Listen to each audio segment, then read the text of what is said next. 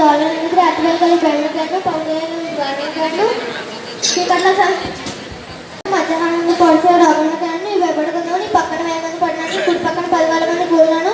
అపాయం నియంత్రణలు నీ కళ్ళారా చూస్తుండగా భక్తుల ప్రతిఫలం కలుగును. యెహోవా నీవే నా ఆశ్రయము అని మహోన్నతుడైన దేవుడు నీకు నివాసముగా చేసుకుంటున్నావు. నీకు అపాయం ఏమీ రాదు. ఏ తెగులు కూడా సమీపించని నీ మార్గం ఎన్నిలో కాపాడటకు ఆయన గూర్చి తమ దూతలు ఆజ్ఞాపించును. నీ పాదములకు ఏట కలుగున్నా తమ చేతుల మీద ఎత్తి పట్టుకుందరు. నీ సింహములను నాగపాములను తొక్కెళ్ళు కొదం సింహములను భుజంగములను అనగతెచ్చదును. అతను నన్ను ప్రేమించున్నాడు కనుక నన్ను తప్పించదును. అతను నా నామం ఎరిగిన వారి కనుక నన్ను కనపరచదును. అతనికి మొరపెట్టగా నాకు ఉత్తరం ఇచ్చదును. శ్రమలో అతను తోడు ఉండదును. అతను విడిపించను గొప్ప చేతను దీర్ఘచేతను తృప్తిపరచదును. నా రక్షణ చూపించదను. ఆమె కీర్తనలు 91:1-16 వచనాలు.